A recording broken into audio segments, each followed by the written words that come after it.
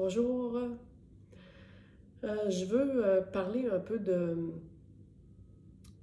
la différence entre la conscience et les effets de la conscience.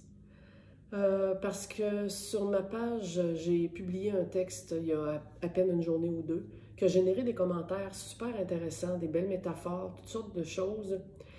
Et ça a soulevé en moi l'évidence qu'il y avait encore, que je voyais encore un peu partout, de la confusion, on va dire, entre la conscience et l'effet de la conscience. Et je pense même que cette confusion-là est la base de tout ce qui entretient le discours de « il n'y a personne ». Après que l'éveil soit vécu, le retournement de conscience a lieu. Et là, c'est beaucoup plus en tant que conscience non identifiée que ça va fonctionner. Mais on voit encore les deux, c'est-à-dire que ça, le sujet est très très vaste, c'est carrément un autre sujet. Mais une fois que la conscience s'est retournée sur elle-même et que la reconnaissance a eu lieu, ce que je suis réellement, et que commence dans la vie de tous les jours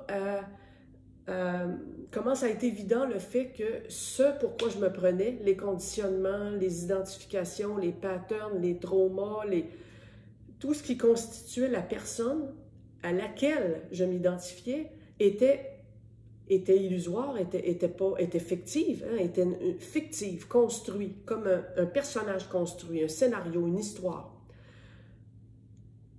Et le fait de se reconnaître en tant que conscience non identifiée amène un cheminement différent, évidemment, amène des effets. Et dans ces effets-là, on retrouve tous les effets bienfaisants, le sentiment de paix immuable, la compassion, la joie sans cause, l'amour. Et là, il y en a des effets. Il y en a et il peut ne pas en avoir. Le problème que je vois survenir partout et qui bouleverse beaucoup le chercheur, c'est que l'éveil, c'est pas de vivre des effets, c'est pas de vivre les effets qui sont directement projetés du fait ultime de se reconnaître comme conscience non identifiée. Les effets, c'est ce fait-là de s'être, de se savoir conscience et d'habiter cette conscience-là de plus en plus en tant que vraie personne consciente, non identifiée, n'a rien à voir avec les effets qui découlent de ça. Et quand on pense que les effets qui découlent de ça sont la conscience non identifiée, peut arriver ce que je vois un peu partout, l'identification aux effets. C'est-à-dire que cette paix-là, comme aller dans un monde relatif, comme aller dans un effet.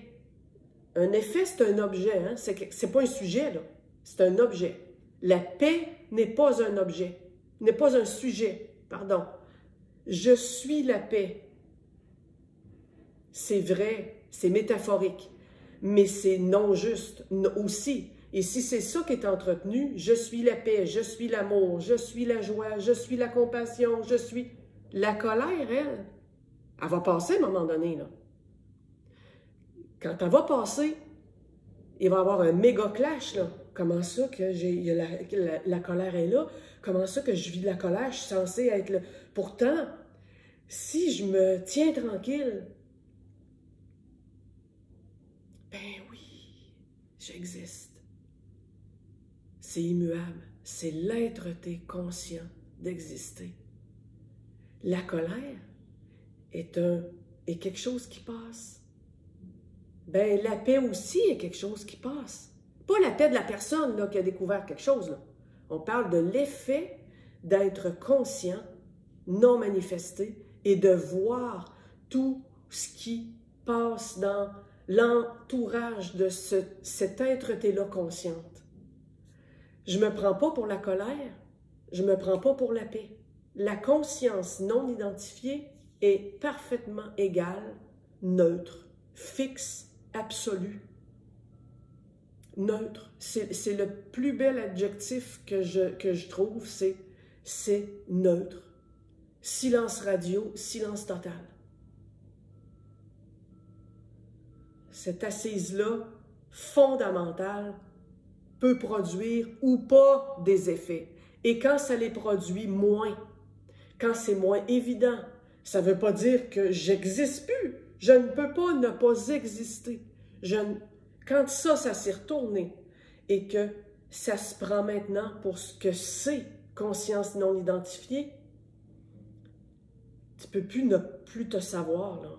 Elle peut penser que dans le tourbillon de la vie, ça se module, ça semble être moins évident, plus évident. Ça, c'est une autre affaire. Ça, oui, c'est l'intégration et toute une autre affaire.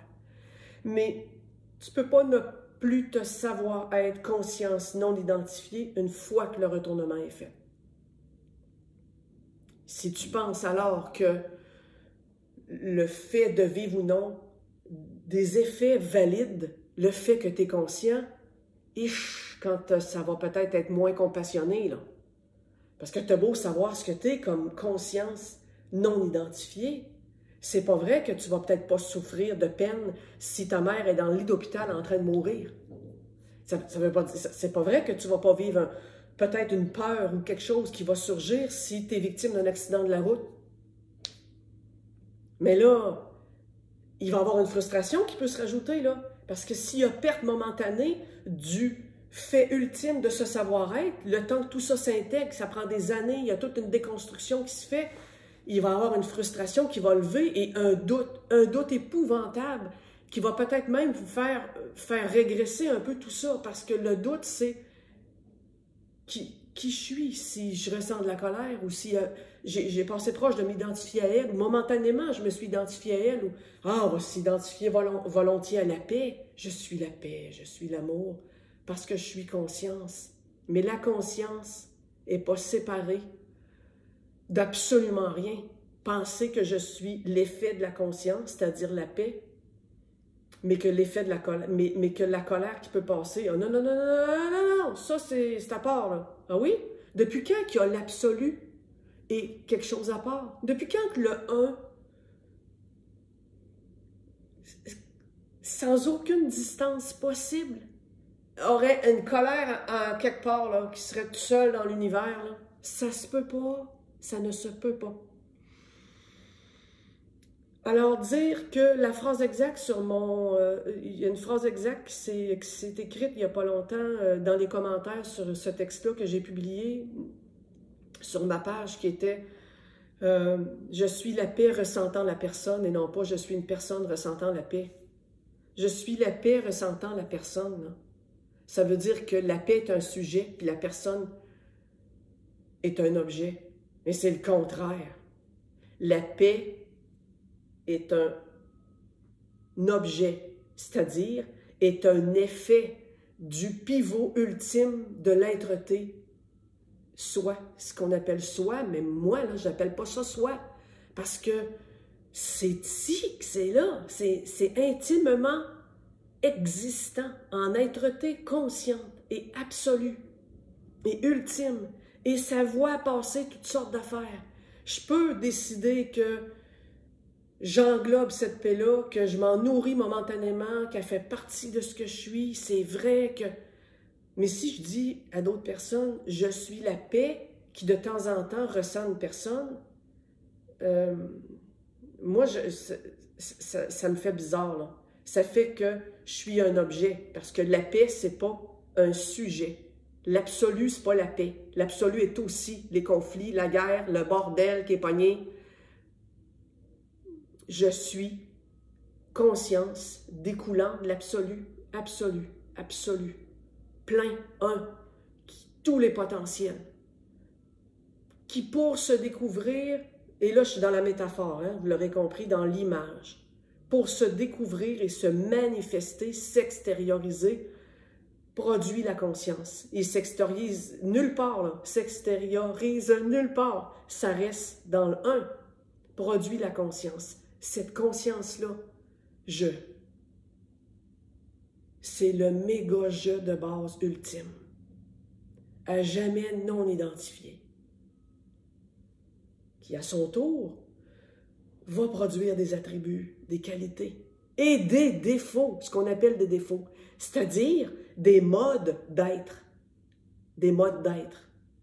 Mais ces modes d'être-là, oui, sont aussi la conscience, mais font partie de toutes ces divisions-là. À un moment donné, apparaît aussi la possession, la conscience qui possède le moi fictif, les histoires. Toutes ces apparitions-là sont toutes des objets. Pourquoi il y en aurait un qui est la paix, qui serait ce que je suis, puis pas les autres ou pas?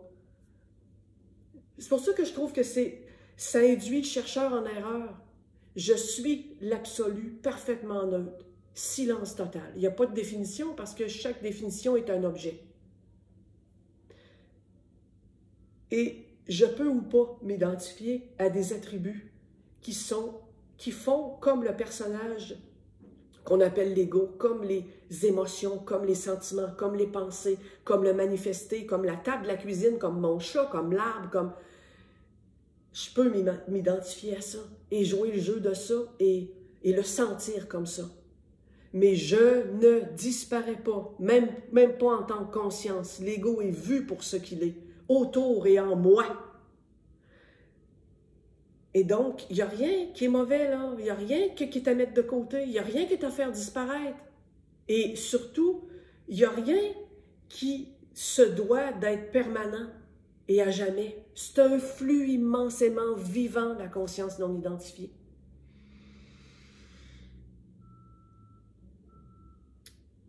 Voilà, c'était impossible d'essayer d'écrire tout ça, là.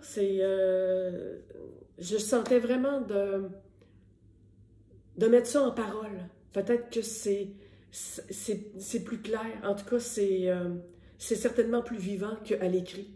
Alors voilà, je tenais à faire cette légère distinction-là, même si tout est parfait, tout est complet. Dans la métaphore, je trouve ça chouette de m'amuser à faire ces jeux-là, là, de percevoir où est-ce que les choses peuvent se situer. Et voilà. Ben, à bientôt. Bye et bonne journée.